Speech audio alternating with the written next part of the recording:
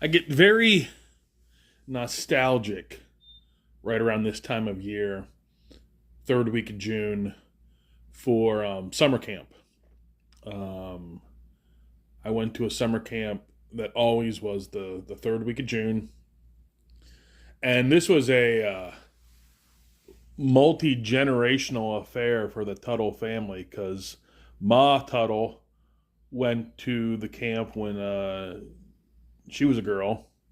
And to picture my mother, all you have to picture is Annette Funicello in any of the beach party movies, and you've got my mom drilled down to a T. She went to the camp, and then because she had such a great time, when I came of age, she suggested that I go to the camp. Uh, I had such a great experience there that when I aged out, when I graduated high school, I came back to the camp as a counselor.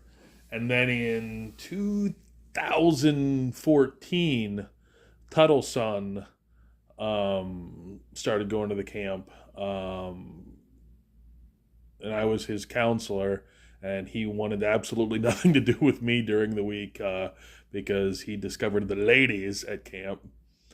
Um, and then Tuttle son went to the camp all the way up through 2019, and then COVID pretty much put the end to the camp for good. It's still there, but the camp we went to, the program we went to, is no longer there. The first couple years that I went there, I always took a crap ton of comics with me. It was a pretty busy camp, but there was a free rec period in the afternoon, and if it was raining, you'd find a bunch of guys playing War card games, War or Go Fish. A lot of board games would come out when it was raining. There was a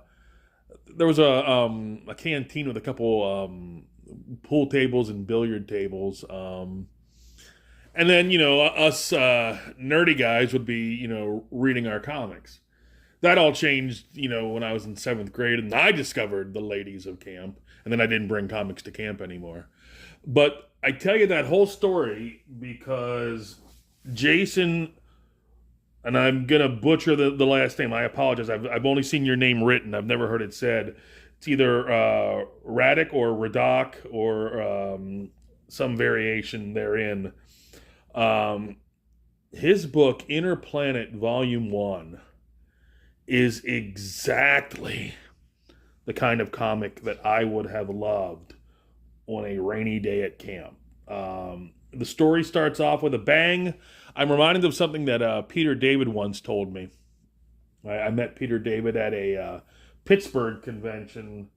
Oh gosh, way back in I don't even know, what do we call the decade now? In the OOs, in the OO decade, I met him at a Pittsburgh convention. Not exactly Mr. Pizzazz at conventions. I'd asked him, "Hey, can we take a picture together?" "Sure." "And you want to Hulk out with me for the camera, Mr. David?" "What exactly are you asking me to do?" "Arr!"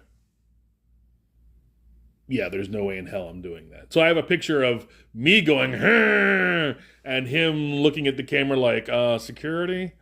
But one thing he told me that stuck is he told me how, I was talking about how much I loved his Hulk run with Dale Keown, and I forget the name of the artist who, I want to say Purvis did the art during the Joe Fixit era. I was telling him how much I loved his run on the Hulk, and he told me that, particularly with those stories, but in general, he doesn't like to start an issue of a comic at the beginning of the story. He likes to start it 3/4 of the way through so he can start with a big, gigantic action sequence, and then you go back and see how we got to this point.